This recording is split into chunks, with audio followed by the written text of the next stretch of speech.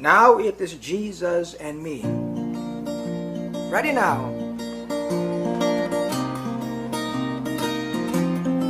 Handa ka.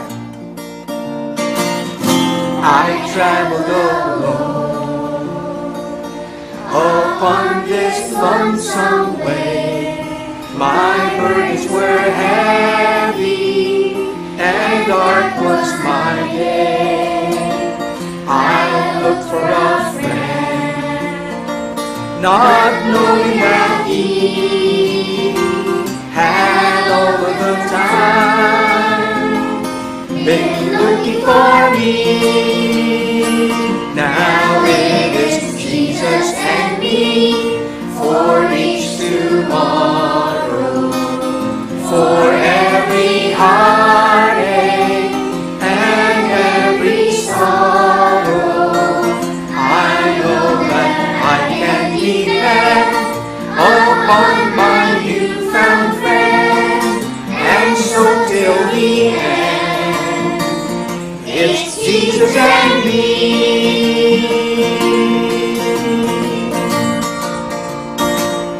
The road may be long to heaven's pearly gates.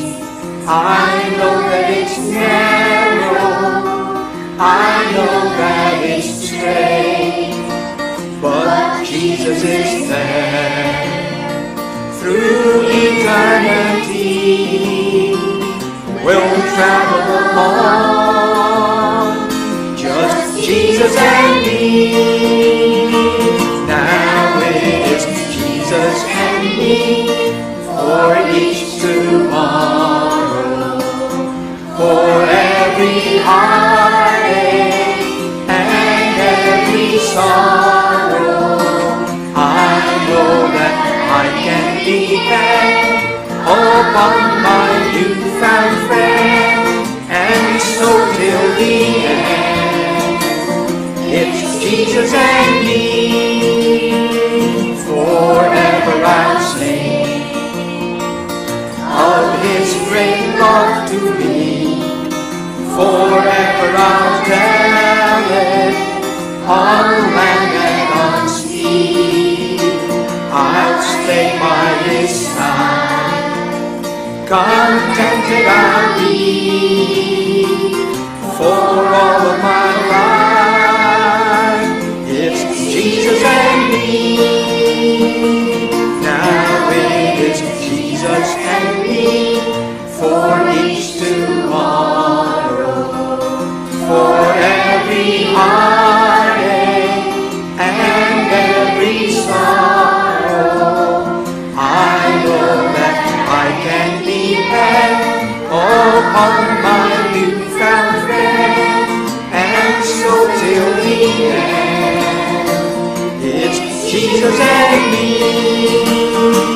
Now it's Jesus and me for each tomorrow, for every heartache and every sorrow.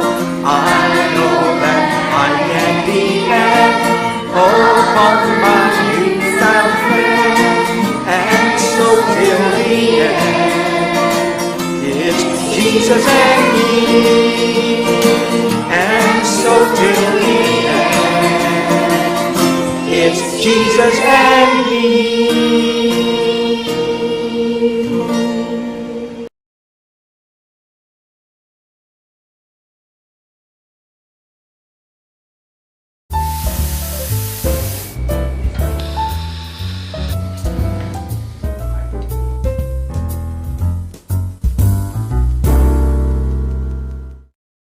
Generation Z, also known as Gen Z, iGen, or Centennials. And this refers to the generation born between 1996 to 2010, following the Generation Y, or Millennials. This generation has been raised on the internet and social media, kaya naman sila ay tinutukoy na first true digital natives. And based on Pew Research Center's analysis, ang Gen Z ang most diverse and most educated generation so far. At marami sa kanila ang tumutuloy sa kolehiyo kumpara sa ibang mga henerasyon. At marami din naman sa mga Gen Z ang mulat na sa mga social issues gaya ng gender identities, same-sex marriage, and even interracial marriages dahil nga lumaki sila na mayroon ng internet. Ano nga ba ang pag-iisip at pagkilos ng Generation Z? Alamin natin yan kasama ang isang eksperto, an educational psychologist from UP Diliman, writer and author. Abangan ninyo si Grace o Dr. Grace Shangkwan Koo sa What's Brewing. At makakwentuhan naman natin ng ating mga hosts ang Gen Z YPs. Ano nga ba ang life goals ng mga kabataang ito? Abangan niyo po yan sa ating Espresso Self. And of course, stay tuned for legal talk sa ating Barista segment. Interesting po ang mga usapin natin ngayong araw na to, so don't change that channel. Ako po si Reza Abante Yebra. At ako naman si Bishop Ruben Abante. Join us and let's have good talk over good coffee. Welcome to the Lighthouse Cafe.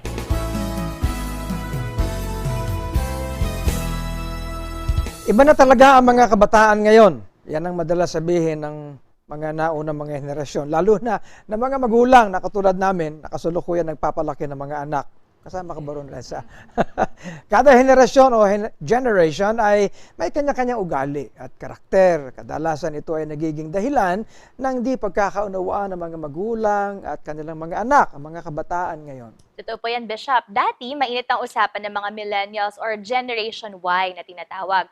Ang mga kabataan na nag-uumpisa noon sa kanilang mga career at bagong saali lang sa workforce. Ngunit ngayon, ang mga millennials na ito ay nagkakaedad na nga at karamihan sa kalay nagsisimula na ng kanilang mga kanya-kanyang pamilya at naging mga magulang na rin. So, ang sumunod sa kanila na generation ay tinatawag na Generation Z or Gen Z. At sila ang mga kikilalanin natin ngayon. Napakagandang talakayin ito, no? Lalo na ang kasama natin ay isang eksperto sa usaping ito. Ibig sabihin, mas nakakaunawa siya ng mga ganitong klaseng generasyon. An educational psychology professor from UP and a seasoned speaker and author of numerous books. Welcome to Lighthouse Cafe, Dr. Grace Shangkwan Koo. It's my honor to be here again. Oh, yeah. Suki ka na rito. Suki na po siya sa GCTV in general. Dr. Grace has a show. At Oh, yes. Correct, yeah. Oo. Sunnybrook Smart Learning. Yes. Yeah. Generation Z. Parang ang hirap i-describe ng generation na to. But, Yeah. man, ako believe ako sa'yo. You have this kind of understanding. And you can relate to us. Being a professor in UP for so many years, you get in touch with different generations. Because I teach a PhDs and then a master's level, and I used to teach undergrad too. So basically, all generations po ay somehow naturuan nyo na. Yeah. You can actually understand the strata ng mga, di ba, no? Iba-iba eh. Yeah. Iba-iba. Me being a baby boomer, I even had students who are baby boomers. So. Ano po ba ang difference, no? Like a quick overview of Ang baby all the boomers, they came generations from after the World War II. Oh. So, kayo po Ano yung pagkakasunod-sunod natin? baby boomer, Baby boomers, tapos X, Gen diba? X, And then okay. Y, and then Gen Z. Y, and Gen Gen Z. Z. Baby boomers at this time should be already, they are you are asking about the differences among the students. Baby boomers did write better, read better. Yeah. Because they started with books. They didn't have internet. Right. So they research better as Lahat well. sila manual. Lahat tayo manual. Very resourceful. Right. Manual typewriter. Oo. Yeah. Alam mo, yung mga sanay sa computer ngayon, hindi na-exercise yung mga daliri nila eh. Tayo nung araw Matigas kasi yun. Naabutan ko ganun, po yung no? typewriter. Oo, yeah. We have to take a note Ako, cards. sekretary ng father ko noon eh. Kaya sanay ako sa mga standard Remington typewriters. Yeah, correct. Yeah. Oo. Mas masipag po ba ang baby boomers generation, would you say? Yeah. Ah, yes, of course, of course.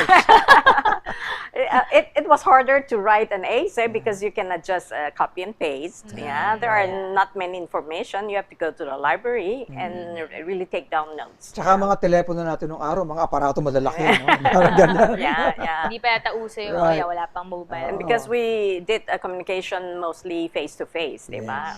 Okay, so If not very personal. through the telephone. Right. So there's a personal touch, di ba? I think yung generation natin very innovative. No? Yung mga simple mga bagay.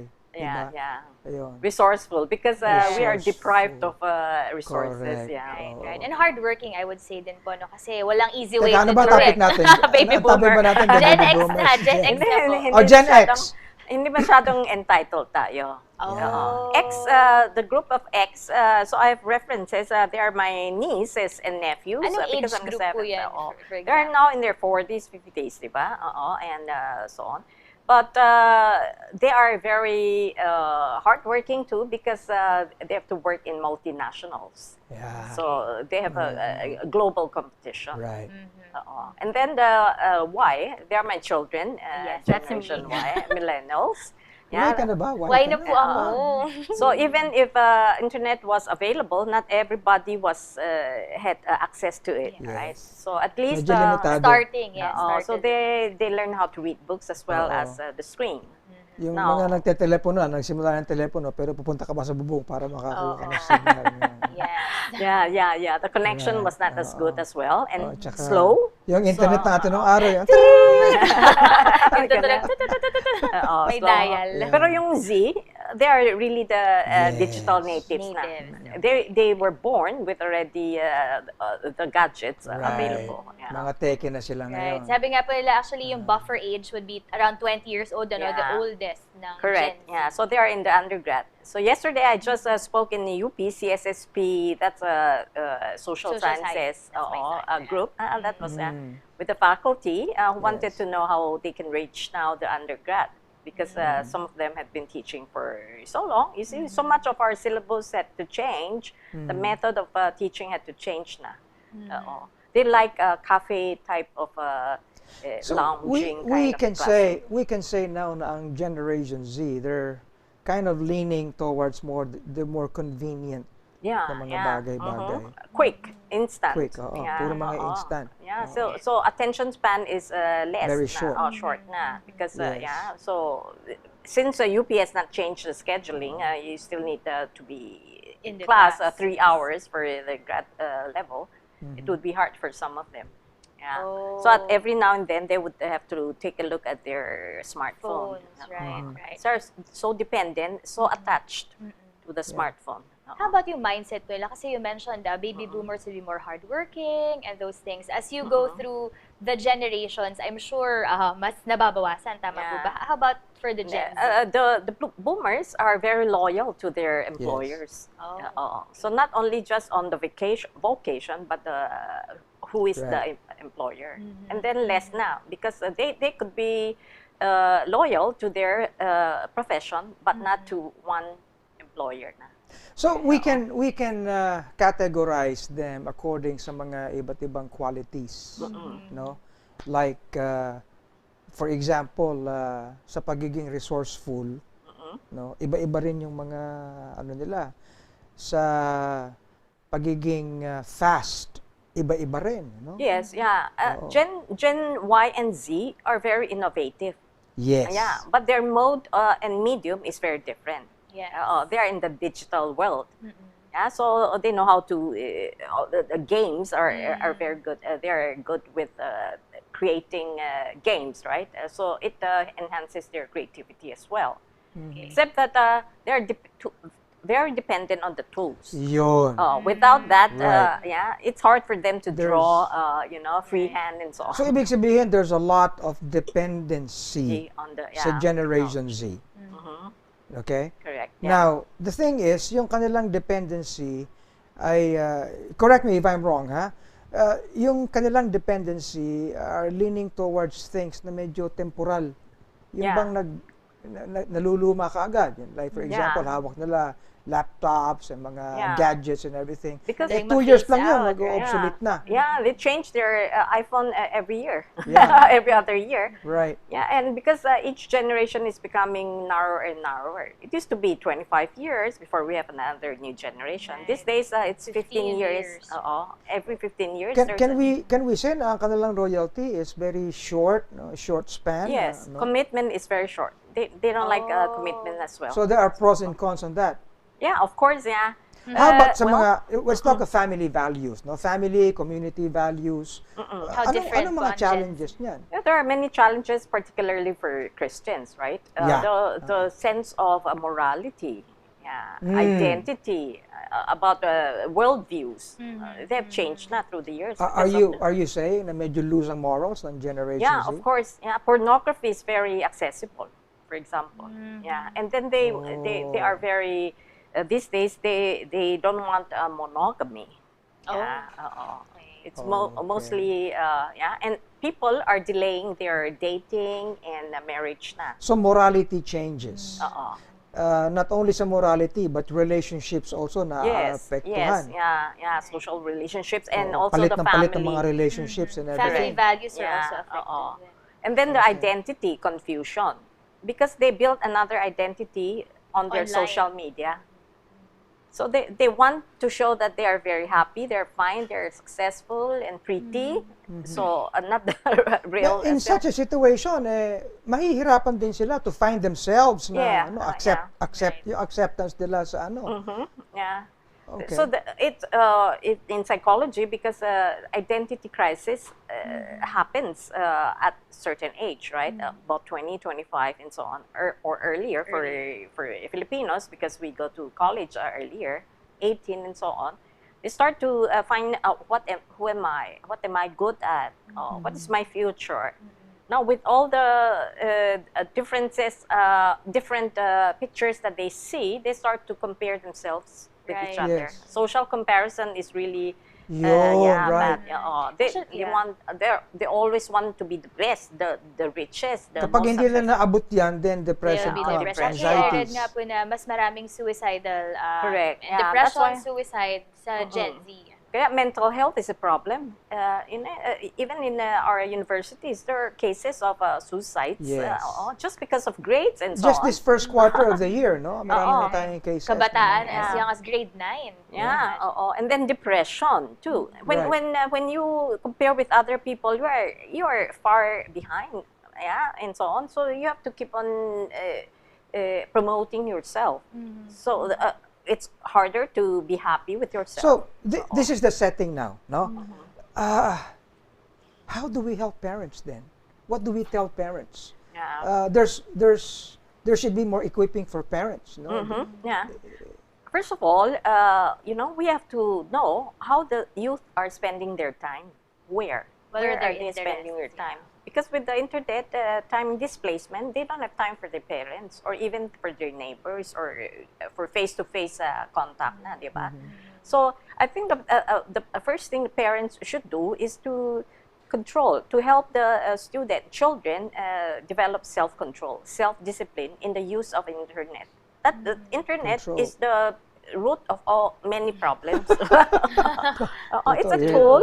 Right. But where you go and what you select for your exposed to a lot of entertainment things, right? is Moderate mo, if not control. Yeah, Right. moderating. Yeah, monitoring maybe. So Yeah. more of Monitoring, self-discipline, yes. self-control for Yeah. the generation. But the problem is even parents Mabuti kung Are addicted. makakahabol sila Siyempre, kung ang magulang ano. Okay. yeah. Okay. So they are not good models for their children as well, di ba? They spend so much.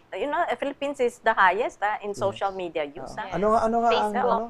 Ano nga ang time na ini-spend ng typical I think around 8 Filipino? to 10 hours every day. Every day. That's all. Facebook, That's one social more media. job.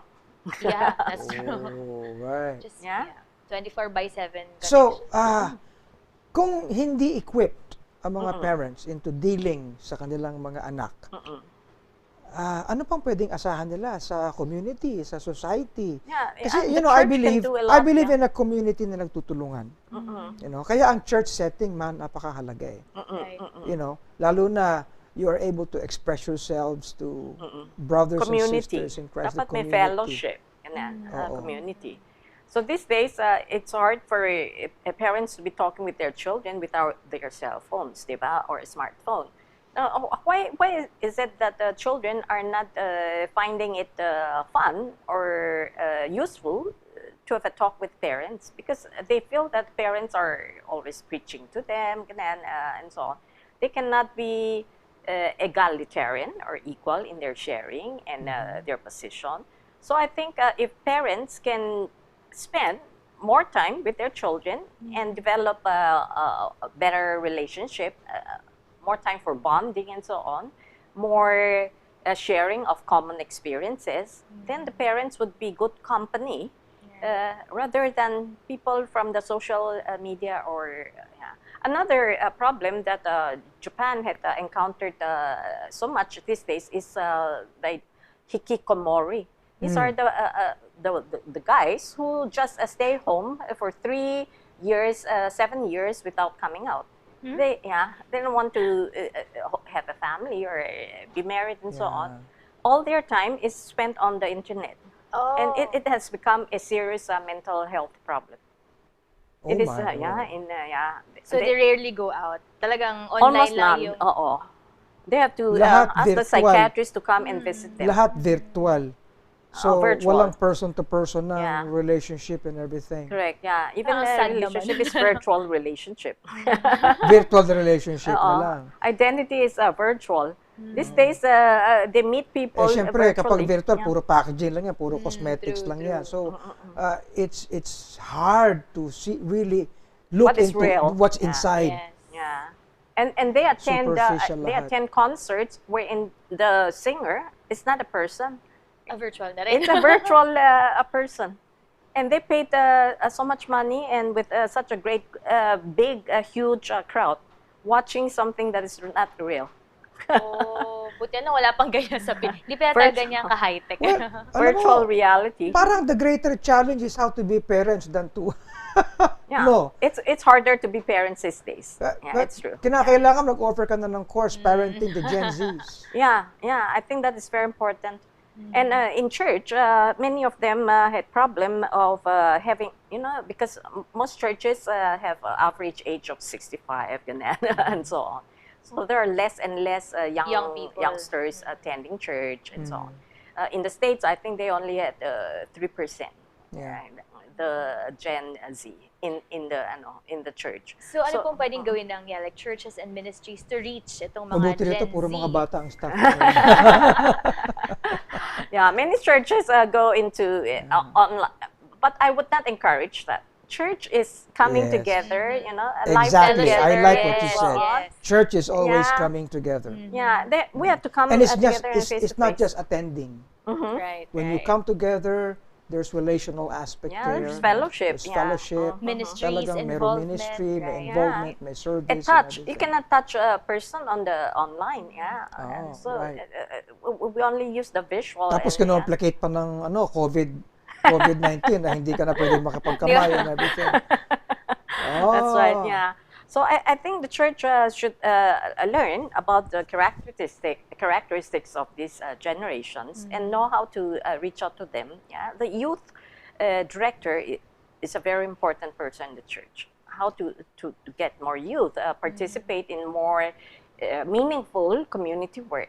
Yeah. So what else?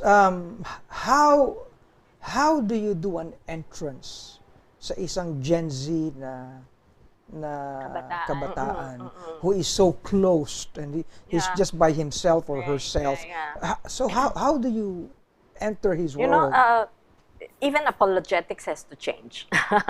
Yeah, it used to be, deep. Do you believe it that God exists and so Yeah, on? That kind of, the problem with many churches is that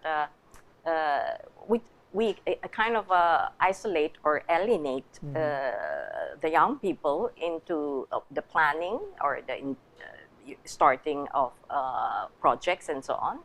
I think they are looking for something meaningful because these days most of the kids would say they are nones, no religion.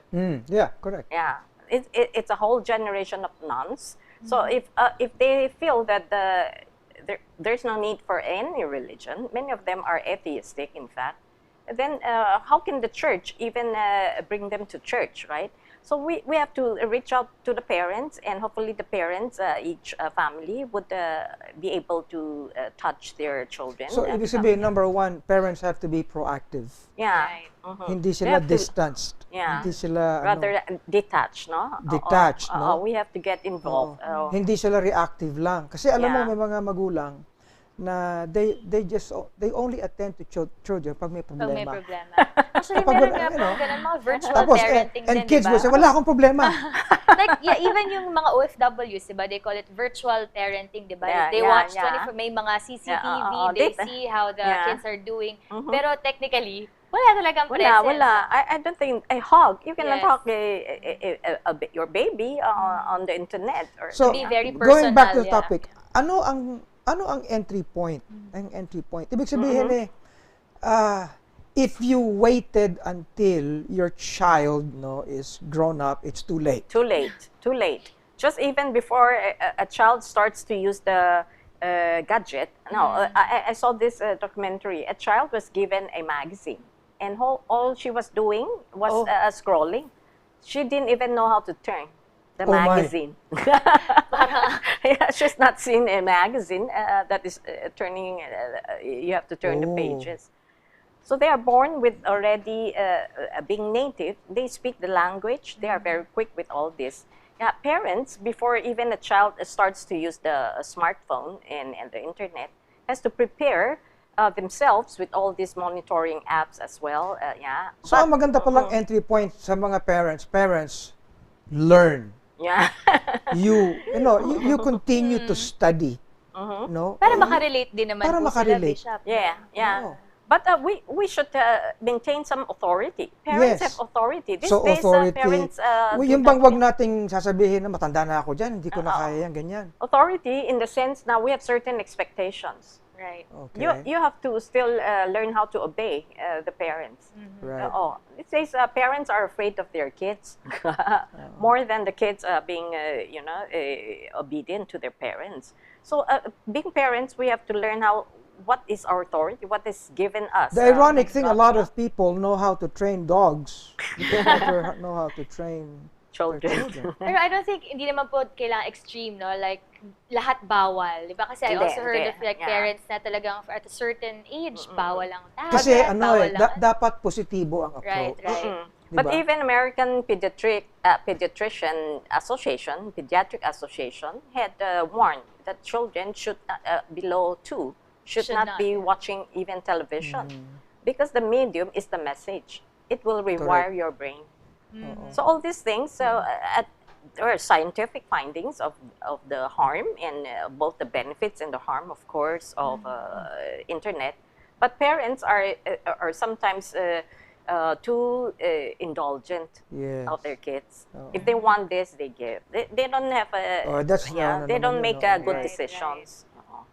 So, Yeah. well, ibig sabihin parents should continue to learn and they should not be stiff na para bang it's just a packaging to be a parent. Right. Sometimes they should be out of the box sa kanilang mga approaches. Right. Yeah, Okay, yeah. but there should be firmness. Correct. Yeah, firm parenting is very important. Okay. Now, Dahil in kung the church, yeah. bago-bago ka ng ano mo, una hindi, tapos diba? Nagulan din yung anak mo. Ayaw, hindi. Ano ba talaga rule? Oo, tapos wala na. Yeah, inconsistency is Yeah. Correct. really a bad kind of disciplining. Now, the church should provide something that children cannot get otherwise from the internet. But the spirituality of it, of providing spiritual care, something that the internet that they cannot find. If we are trying to imitate the world, they are in the world but not of the world. So how do Correct. we make it such that here in this church, you will get something that you'll not get anywhere else? Right. Yeah, the word of God is very important. Yeah.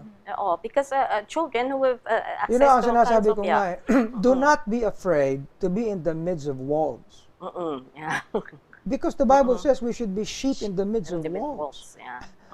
We need to learn how to be in the midst yeah, rather correct. than being detached. Kaya lalo nagkakaroon ng distance, ng masyadong Yeah, detachment. generation gap. Generation gap. Yeah. Well, alam mo, ang ikli ng oras natin. Grace.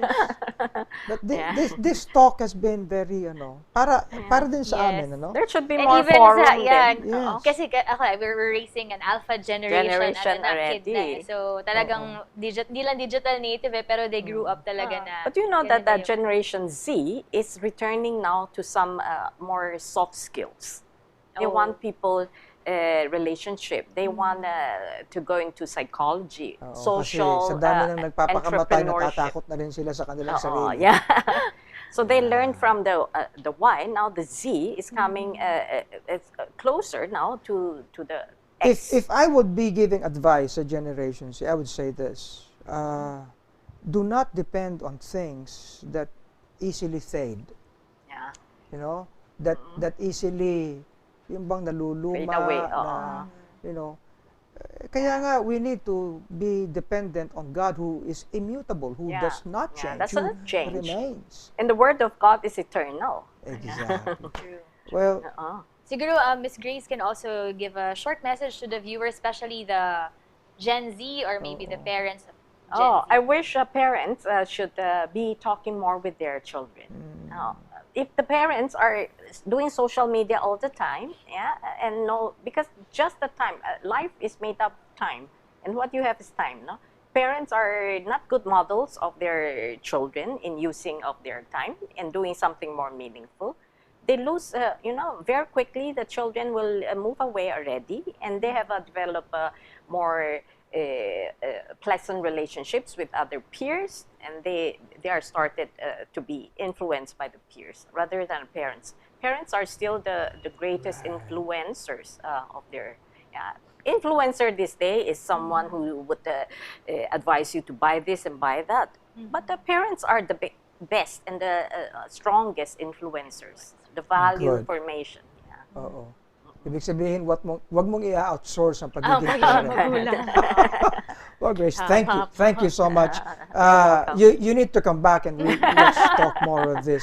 Kasi it's an evil world out there. You know. Yes. Well, now let's talk to Gen Z teens, no? At alamin natin ang kanilang mga sasabihin, kung paano sila mauunawaan. And that will come sa ating Espresso Self.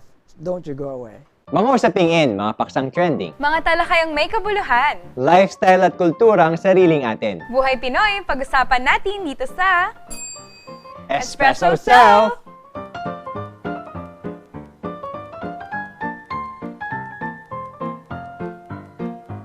Ang magkakaibang generations ay may tinatawag na certain behavioral markers. Tulad na lamang ng mga baby boomers. Yan yung mga mahilig at sanay sa hard work. Yung mga millennials naman tulad natin, Antoinette, yan yung mga mahilig mag-travel at sabi nila, we invented the perfect Instagram post. Diba? Ano masasabi mo dyan? Millennial ka ba, Gabi? Oo nga, nagsisimula pa lang tayo, binabash mo na ako.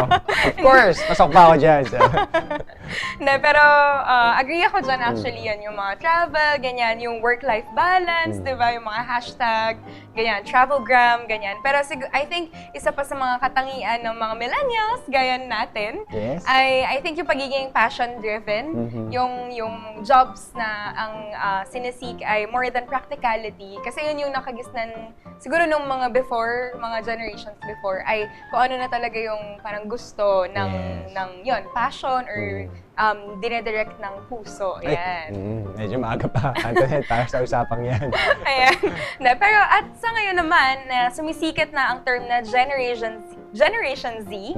Sabi nga sa nabasa ko, Gabi, ang mga Gen Z daw ay generally accepted na pinanganak between the years 1997 to 2012. So, kasama ba dyan ng anak ninyo? Yes. Yes? Oo, Gen Z. sakto-sakto. Oo. 2012.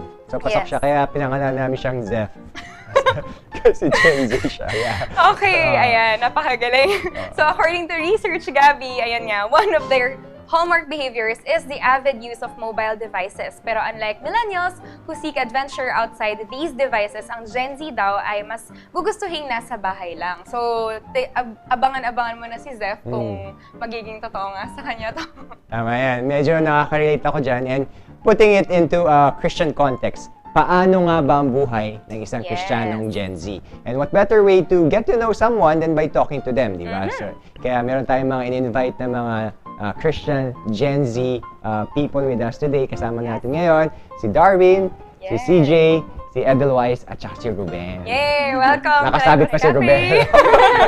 Hi, guys! Oh. No po. Kaya, Kaya, parang medyo tumanda tayo bigla, no? sa totoo lang. So kids, magkakaroon tayo ngayon ng play, okay? Pero speaking of Gen Z, Antoinette, meron ka bang talagang tanong for them? Ano ba pinagkakabalahan ng mga Gen Z ngayon? Pero siguro before that, no, pwede natin silang hayaan na mag-introduce muna Correct. ng kanilang mga sarili. Tell us anything about yourself, probably siguro yung school or kung college na kayo, course. Yan. So, Darwin. Okay. So, ako po ay 20 years old. Second year po sa UP Diliman, BS Civil Engineering. Scholar ng ako bayan, po. oh. Ako po si CJ Delgado, 15 years old, grade 10 po, nag-aaral sa St. Clair School. Tapos, ako naman po si Edelweiss Bidahanay. Tapos, grade 12 po ako sa University of Makati. Parang Ako naman po si Ruben, 19 years old, UPD rin po, non-major. Ayan. Ba't lang may secret na major? Kasi kung ano daw Wala yung akong- course. Kasi may bala For ka shifting, mag-shift. for Oo. shifting. Pero Ayan. may mga maganda na mga non-major na mga courses. Anyway, ibang usapan yun nila. Marami pala tayong mga scholar. Tsaka si Edelweiss, parang laking BGC. Parang ganyan yung vibes niya eh. Di ba? Ano ang pinagkakabalahan ng mga Gen Z ngayon? Anong usually na ginagawa niyo siguro? Ayan. Go, Okay Edel! po, so yun Bukod sa yung- magpa-interview sa Lighthouse Cafe. Sa mga tito-tita Oo. niyo. Yan po, yung mga ginagawa po ng mga Gen Z ngayon, mostly po, nakatutok po kami sa mga mobile devices po namin. Tapos yun po is either sa mga social media, sa Facebook po, YouTube, mga ganun po. So, aminado naman kayo dun sa description kanina na mukhang talagang mobile device yung isa. Opo. Sabi nila nakatutok, ina-expect ko parang mga newscaster to na nag-update. Pero ginagawa niyo pag naka-mobile, pag naka-always on nga kayo, sabi nga nila. Ano ginagawa niyo sa mobile? Usually, for communication and syempre kapag, kasi benefit na rin yung technology sa amin dahil pwede na rin namin gamitin sa research namin, for school, di ba? And also entertainment purposes din. I think kaya din yan, ang dami ng mga apps na naglalabasan na yan, meron kang streaming ng movies, ng mga series, yan, sino dito mga K-drama, ayan. Inaabot na anong oras? 4. Wow! ganun po. Minsan buong 4 araw. a.m. Oo, ayan. 4 a.m. Dahil nga doon, dahil dun sa market na yon na talagang halos 24/7 ay merong nag-access ng ganong services. Yan. What about social media? Kasi hindi ko na-mention yung mga Facebook, naggaganon naman kayo. Opo. Oo. Tsaka narinig ko, Antoinette, may mga, itong generation na to, may mga secret yan, may mga secret files. Kwento niyo sa akin, ano yung mga secret files? So yun po, yung mga secret files po, dun po linalabas ng mga tao, yung mga rants po nila, or yung mga may mga gusto po silang iparinig, mga ganun po. Yung mga nandun po sa loob ng secret files. Anong secret files? Ano to? Secret nga. Sorry. Ano sasabihin sa'yo? Pero saan siya? Ano siya? Parang folder na nakatabi lang sa phone? Or parang ganyan? Or Facebook page. Yung Facebook page po Ginamit namin ito Ayun for po. siguring word na files. Oo. Pero hindi yung na mga po Facebook kasi page na. uso ngayon yung secret files. Freedom wall na po yung uso. Freedom wall na. So nag-shift naman ngayon. I think sa generation ko yung secret files. Tapos ngayon, freedom wall na. Opo. Opo, ayun. Na parang anonymous. Na Opo. Ng bawat universities po, mga Tsaka, ganun. alam ko, nakalimutan ko lang yung term eh. Parang sinasabi nila, yung Gen Z daw, may second account sa IG or Facebook. Talaga. Parang yun yung ginagamit niya na, yung, kasi sa IG parang public, tapos sa dami mong followers, di ba? Like ako, hirap din yung trabaho. So, meron ako yung mga for closer, ano ka lang, circle. Ano to, yung mga mas intimate Yes, na oo. posts mo? Kayo ba? May ganun kayo? Parang ang tawag po nila dun dump account sa Ayun, IG. ayun, Dami. Parang dun po na dinadump lahat ng mga pictures na hindi masyadong aesthetic or Yes, correct, nakakahiya. Mga gusto nang Mm. ipalabas. Pero for relatives lang or for For close close friends. friends. For close friends. So sa tingin niyo, bakit mas, kumbaga in terms of spending your time, mas gusto niyo or mas gusto ng Gen Z na talagang sa sarili lang na yun, kasi syempre pag 'di ba, pag mobile, syempre you're in your own bubble. So tingin niyo bakit kaya ganun? Ano bang yun? bilang team. Ganun ba kayo? In terms Oo. of medyo mas... Kasi ang ano ko, medyo mas may smaller groups lang talaga kayo. Mas tahimik kayo, mas cliquey. Paano niyo describe yung dynamics ninyo? Para sa akin po, dahil sa mga bagong technology na meron po tayo, parang mas nagiging hindi na kailangan ng face-to-face masyado na communication. Parang pwede na tayo makipag-communicate through our mobile phones. So, parang hindi na natin kailangan lumabas ng bahay, pwedeng mag-stay na tayo sa kwarto natin, pero hindi naman ibig sabihin na hindi na tayo close sa mga kaibigan natin. Parang more on close tayo pero through Facebook, mga social media accounts natin. Oo, kasi I think ang usual na iniisip ng mga tao, especially yung older generations, ay kapag hindi face-to-face, hindi kayo close, parang parang closed off ka sa mga tao. Pero for you guys, sa generation nyo, do you consider it as, parang communication na the same lang, walang kaibahan yun? Curious lang ako, Antoinette din, kasi Gen Z kayo, sabi niyo, di ba? How would you differentiate yourself sa mga millennials, for instance? Ano yung pagkakaiba ninyo? Based sa opinion niyo lang. Yung tingin po namin, parang sa amin po mga Gen Z, mas short po yung attention span po namin kesa po sa mga millennials. Natapos sa kanya. Yun po yung parang isa po sa mga difference po namin sa mga Kasi it makes sense. Kasi especially mobile phone, di ba? Paiksi. Tapos, pag nakita mo ngayon yung mga ads, parang... 5 second, 6 seconds, 5 seconds, parang pabilisan. So, paiksi na talaga, yung attention span. Meron ako kasi talaga ito pinag-isipan, Anton.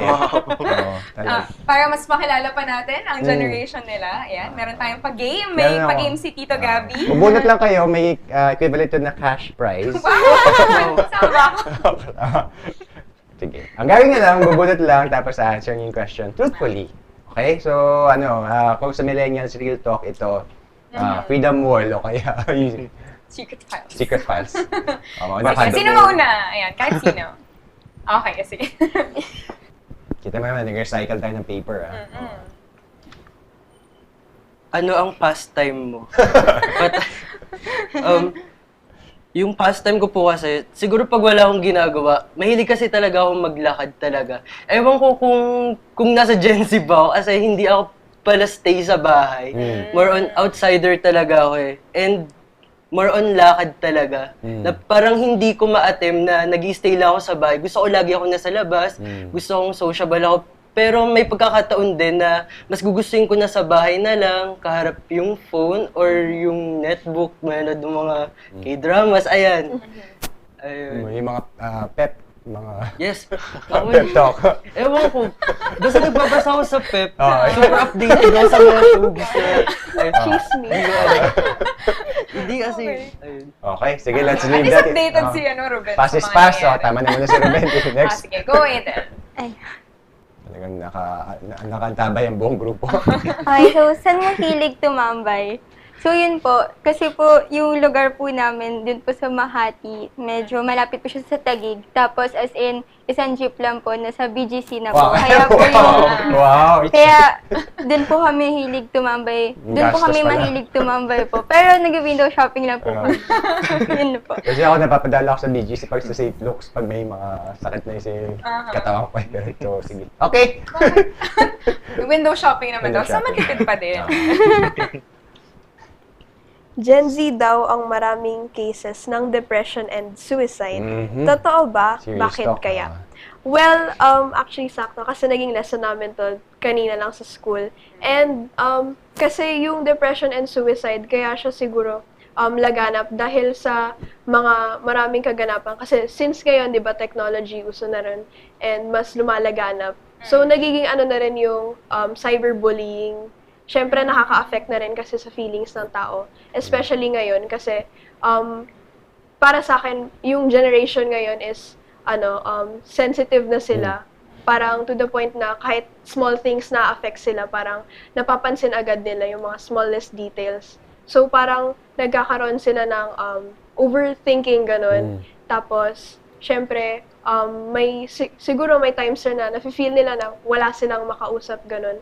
So parang ina-isolate lang nila yung sarili nila. And I think sobrang laki ng effect nito sa buhay ng isang Gen Z. Ang ganda, pang Miss Universe. Miss Universe. Teka lang, bago ako sumagot, Darren, pag-usapan na natin sa sandali. Kasi napaka-relevant na topic yun na pinag-usapan. Kayo mismo, paano kayo nag-cope pag sa ganung circumstances?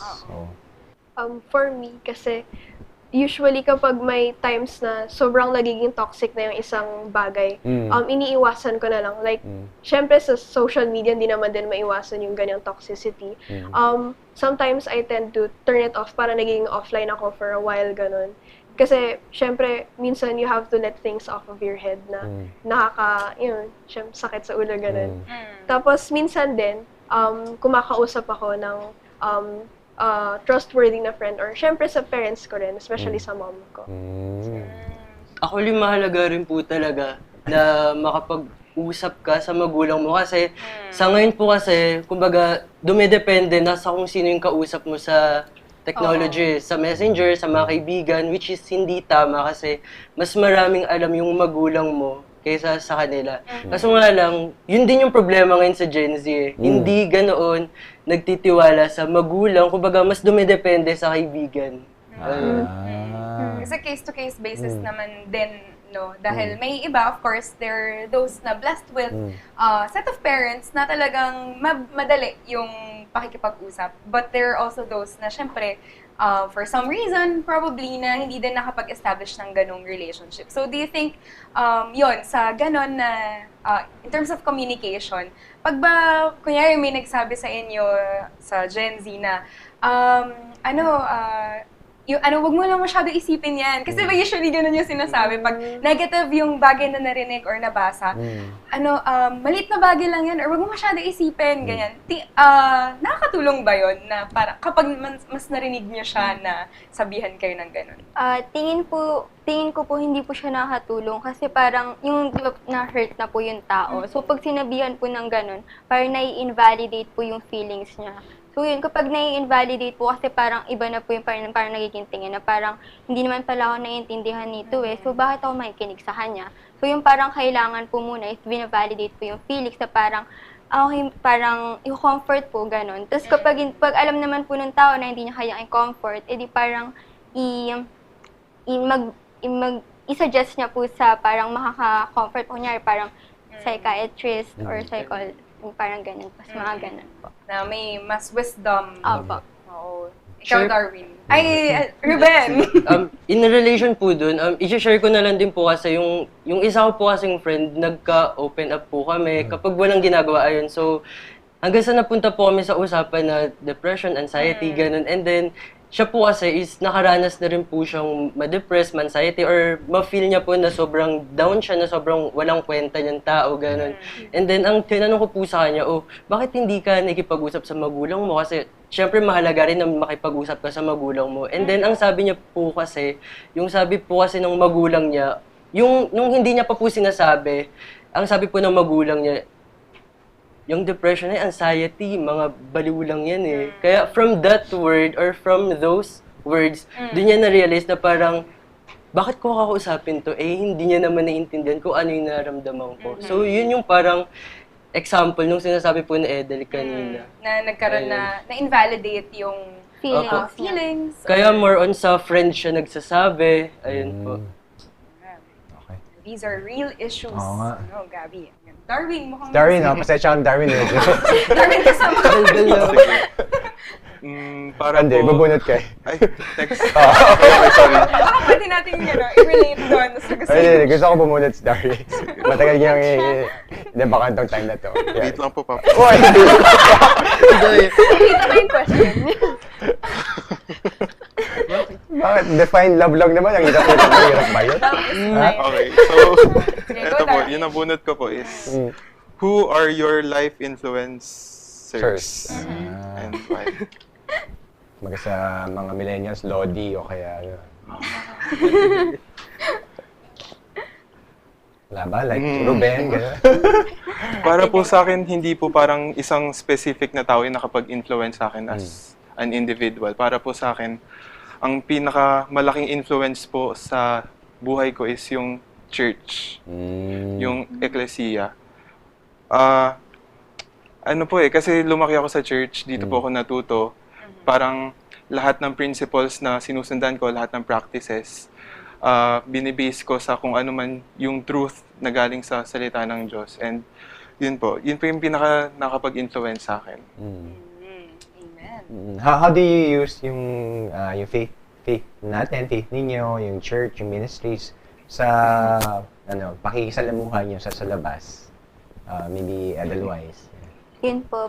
Nagagamit po yung faith namin, kunyari magde-decide po, kunyari sa mga issues po, kunyari yung mga LGBTQ, ganon.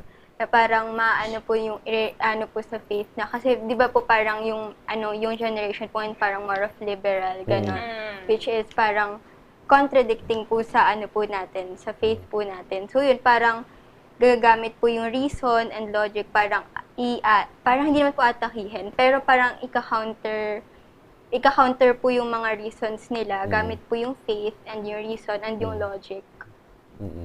CJ, yung involvement sa ministries, how important is it for Generation Z, especially as you grow up and mature and face life? Well, Face issues. sa akin kasi, once na nasa isang ministry ka, syempre, nagde-develop yung ibang skills mo, like, sabihin natin leadership, ganon, or yung passion mo sa isang bagay, na sabihin natin yung sa orchestra, sa music ministry, ganon. Kasi may mga iba akong kilala na nasa orchestra na naging interesado lang sila kasi once they start to learn that certain instrument, tapos they play it sa mga services, ganon. Parang nagkita nila as, so parang ganito pala yun. So, sobrang fulfilling ganon, yung ganon. Kasi at least kahit sa mga ganong ministries, may kita mo yung true passion mo talaga. And I think that's beautiful. Ayan. So, well, napakaganda sana no. Marami pa tayong pwede pag-usapan. Actually, dapat yung episode na to hanggang 4 a.m. Gen Z itong usapan natin kaso 15 minutes na tayo. Pero I think may magkakaroon tayong part 2 and part 3. Oo. Beautiful, yeah.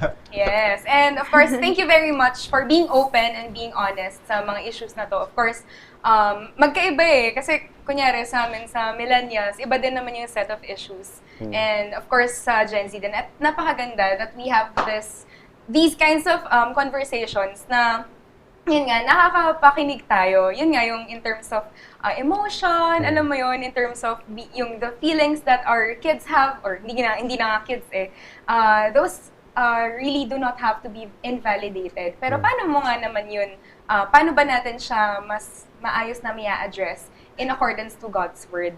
So, yun yung mga bagay na maganda. Sana na masimulan natin yung mga ganitong conversations. Kung hindi man kaya with the parent, sana with someone na mas matanda or alam mo yun, with more wisdom para syempre yun nakakapag-gain tayo ng learning kasi kahit ako ngayon ang dami kong ngayon ko lang na realize na uy ganun pala yun. So it's very important that we have this yun mga ganitong conversations.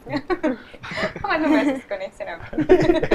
Yeah, we can have all this conversation. Pero I think, yeah, yung call to action, yung reminders for the older generation to guide and reach out to the younger generation. So, nandun naman siya. And I think I'm reminded din of the verse, di ba, that let no man despise the youth. But be thou an example of the believers in conversation, in word, in spirit, in faith, in purity. So, thank you very much for your time, for joining us dito sa Espresso Cell, sa Lighthouse Cafe. Ano yan? Puso-puso. At for more on biblical principles, samahan po natin si Bishop Ruben sa Hebrews.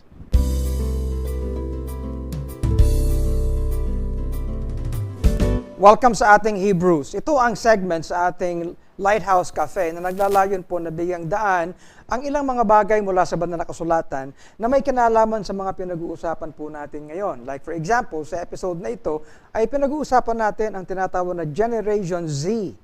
Ano ba itong Generation Z? Well, definitely hindi ito po Generation X at hindi ito yung millennials. Ano? Well, anyway, I was told na ang Generation Z would be those who were born from about mid 1990s, 1995, 96 hanggang 2010. Yung span po ito, yung span na ito, yan ang mga taon o yung period na kung saan naging masyadong mabilis ang pagpasok ng technology. At ang lahat ng maaaring i-offer ng mundo para maging mas konbinyente po ang buhay ng tao, mas naging nakakaangat ang estado ng tao. Kaya po pati sa mga transportation, sa communication, lahat po ng maaaring ibigay sa konbinyente at kapakanan ng tao ay naririyan. Kaya ang pinakanakinabang po sa mga bagay na ito ay ang mga Generation Z. Now, while napakaganda naman na isipin na meron silang ganong pwedeng ma-enjoy, but then, ang naging impact po niyan ay ang kanilang pagtitiwala ay nauwi na lang sa mga ino-offer na mga bagay na ito. And of course, these are temporal things. These are things that are very material. And however po na ang technology, like for example, yung mga cellphones, pag meron kang cellphone, 2 taon, 3 taon, matanda na yan, nagbabago na. So, wala pong pangmatagalang pinanghahawakan. Okay? But that's technology. Gayon din po ang bale na sinandalan ng Generation Z. Kung baga, yung nagbibigay po sa kanila ng katatagan at kaaliwan sa buhay ay naging anong tawag dyan, no? Yung mabuhay, no? Hindi po permanente. Now, it's a matter of where we place ourselves. At ang banal na kasulatan ay nagsasabi ng mga bagay na where we should delight ourselves. Convenience is good. Sapagkat ito ang nabibigay po sa atin ng comfort sa ating buhay, ng maraming gusto natin. But then, if we become too comfortable in things that are not permanent, ay hindi rin po maigi. Kaya, a lot of Generation Z ng mga young people ay nakakaroon po ng depressions. Naiiwan sila sa kanilang mga sarili and they look for answers at wala sila makuha sa iba. Because yun na nga po, umaasa sila sa mga temporal na mga bagay. The Word of God gives a good number of verses tungkol sa what gives us delight. For example, ang sinasabi po doon sa Psalm 119 and verse 11, ang sabi, "Thy word have I hid in mine heart that I might not sin against thee." Now, ang salita po ng Diyos, ang banal na kasulatan, ay hindi lang po bagay na naglalayo sa kasalanan, but when we put ourselves in having delight in the Word of God, ay napakaganda po. For example, sa Psalm number 1, ang sinasabi, His delight is in the law of the Lord, and in His law doth He meditate day and night. Ang sabi doon sa Psalm 37 and verse 4, "Delight thyself also in the Lord." Ang sabi sa Psalm 40 and verse 8, "I delight to do thy will, O my God." In Psalm 22 and verse 8, "He that trusted in the Lord, that he would deliver him. Let him deliver him, seeing he delighteth in him." Kung kaya nga po, ang segment pong ito'y naglalayo na tingnan, ma-realize ng ating mga generations, we might have all the convenience and all the gadgets and all the digital technologies we have. But hey, tingnan po natin kung saan natin inilalagay at ini-establish ang mga bagay na nagbibigay ng delight po sa atin. Don't forget God. Siya ay permanente. Okay? Siya ay immutable. He does not change. He does not go with technologies. He is God. Go to His Word. Hindi rin po nagbabago ang kanyang salita. Okay? Go to His very attribute, sapagkat hindi nagbabago ang attribute ng Panginoon. Huwag natin kalilimutan, ang Panginoon po, hindi nagbabago ng kanyang pag-ibig sa atin. He may change in how He deals with us, but He does not change His will for us. Keep that in mind. Delight in God, delight in His Word, delight in His will. God bless you. Magandang araw po at welcome po sa Barista, ang segment po dito sa Lighthouse Cafe kung saan tinutugunan po namin ang inyong mga legal na katanungan. At sa kabila po ng Enhanced Community Quarantine, tayo po ay pinagpala na tayo ay may ibang means upang tayo po ay makatugon pa rin sa mga katanungan ng mga tao. Ngayon po ay meron tayo isang liham mula kay Joyce. Pakinggan po natin ito.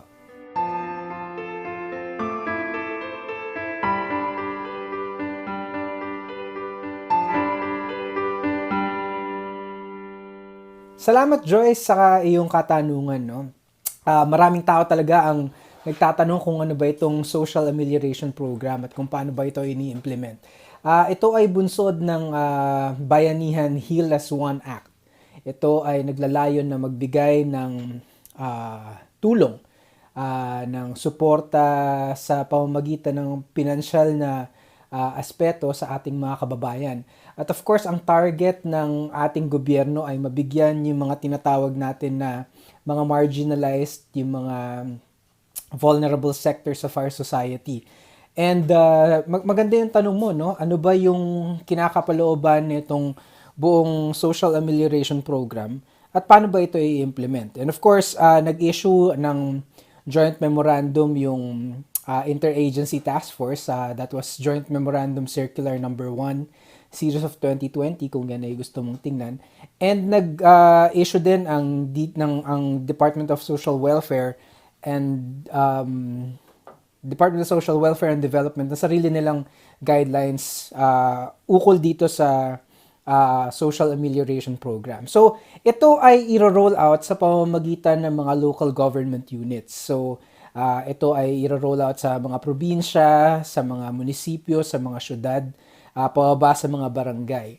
At as you know, ang DSWD is the social welfare arm ng ating gobyerno. So ito ang magpapatupad talaga. Ang pondo ay nasa DSWD, pero sa pakikipagtulungan sa ating mga local government units, sa mga local chief executives, ay dito natin makukuha or dito i-verify yung mga listahan. And of course, ang tanong, magkano ba yung amount? Ang nasabi dun sa Bayanihan to Heal as One Act ay between 5,000 to 8,000. And according to the implementing guidelines, ang pamamaraan kung paano ito actually na i-roll out ay sa pamamagitan ng yung minimum wage sa bawat area. So for example, sa NCR, dahil meron tayong minimum wage amounting to 537 ang ating minimum wage, tayo yung pinakamataas. So ang threshold amount ay nasa maximum, which is at 8,000 pesos. Ngayon, may iba-ibang programa under sa Social Amelioration Program. Pero unahin muna natin kung ano yung mga magiging parameters kung paano ito ibibigay. Ang sabi ng Joint Memorandum Circular ay ito ay i-roll out in partnership with the local government units. Ibig sabihin, sila magpo-provide ng manpower na ang mga barangay ang siyang pupunta sa bawat area upang ang lahat ay makapag-fill out ng tinatawag natin na Social Amelioration Card. So sa pamamagitan nito ay doon i-verify ng DSWD ang pangangailangan ng bawat pamilya sapagkat ang target ng DSWD ay makapag-provide ng amelioration or ng funding for 18 million households. So ito ay per family, it's not per individual. Ito ay hiwalay dun sa camp na ini-implement naman ng DOL. Iba rin to sa iba pa po mga programa na ini-implement ng for example ng DTI at ng DBM. So ito ay solely funding for each household. At ang kinapapalooban nito ay food and non-food items, feeding program, and of course, yung in cash, ito yung tinatawag natin na Assistance in Crisis Situation o AICS. Ito ay funding na minimum ng 3,000 pesos to a maximum of 5,000 pesos. So, ito ay lahat dadaan sa mga barangay. So, very important that what you actually do is to actually get in communication with For barangays kasi, you would have either barangay coordinators or purok leaders. So, importante po na kayo ay pumunta sa mga representatives na ito. Alamin niyo po paano nila i-roll out yung kung paano kayo makakakuha na itong tinatawag na social amelioration card. At pagkatapos po itong reviewin ng DSWD, dun po yan. No? Ang identified po, ang importante na malaman natin, ano po ba yung mga identified natin na mga ano. So, yung sa dole before na tulong nila na 5,000 pesos, yun ay para sa tinatawag natin na mga formal workers. So, dito naman po, ang tinitingnan na matulungan dito ay mga non-formal workers. So, dito po, according po dito sa Joint Memorandum Circular, at ganoon din naman sa doon sa DSWD. So, yung AICS pala is Assistance to Individuals in Crisis Situation. So, ito ay 3,000 pesos to 5,000 pesos per household. At kasama din dito yung burial assistance in the maximum amount of 25,000 pesos. So, sino po ba ang mga target beneficiaries netong itong programang ito? First, ang target beneficiaries nito, of course, would be households na merong identified na either senior citizen, persons with disability, pregnant and lactating women, solo parents. Kasama dito yung mga overseas Filipinos in distress. Ito yung mga tinatawag natin ng mga overseas Filipino workers who were repatriated or banned from traveling outside the Philippines on account of COVID-19. Of course, nandito rin yung mga tinatawag nating IP or indigenous peoples. The underprivileged sector, which is mainly yung mga homeless. Yung ating mga informal economy workers. So, dito pumapasok yung mga directly hired occasional workers, seasonal workers, subcontracted workers. Dito pumapasok yung mga home workers o yung mga katulong natin, house helpers, mga drivers ng pedicab, tricycles, PUJs, UVs, PUBs, taxis. Dito rin pumapasok yung mga TNVS. Pumapasok din dito yung mga micro-entrepreneurs, of course, yung mga sari-sari store owners who on account of COVID-19 cannot operate dahil sa closure. Family enterprise owners, sub-minimum wage earners, farmers, fisher folks, employees affected by no work, no pay, pero hindi yung nasa formal sector. Ibig sabihin, hindi sila naging covered nung dole camp, yung COVID-19 Adjustment Measure Program ng Department of Labor and Employment. And of course, yung mga stranded workers. So, if you feel like you are part of this or your household has several na mga tao na either informal workers or yan nga mga seasonal workers or OFWs in distress or meron kayong senior citizen, meron kayong PWD, meron kayong solo parent, meron kayong pregnant or lactating mom sa loob ng inyong household, it's best that you coordinate, you get in touch with your barangay coordinator or your barangay purok leader and ask them how you can secure a social amelioration card. And by doing that, kayo ay magiging bahagi, i-review yan ng DSWD, and if you are eligible, yan i-roll out yung kung paano yung distribution ng fund. It could be either they would put in mga places where they could distribute the money or they would do it door to door. So depende po yan, may discretion ng mga LGUs to be able to do that. So kung meron pa po kayong mga dagdag na katanungan, maaari lang po kayong magpadala ng inyong mga liham or mag-leave ng message sa aming Facebook group. So, maraming salamat, Joyce, sa iyong liham. Sana'y natugunan namin yan. Kung kayo po ay may mga katanungan, maaari lang po kayong magpadala ng inyong mga liham, email sa goodtalks@lighthousecafetv.com. Gayon din po, pwede nyo pong i-search ang aming Facebook page, Lighthouse Cafe, at pwede po kayong mag-leave ng message doon. Maraming salamat po. Muli, ito po si Attorney Moses Rivera at your service.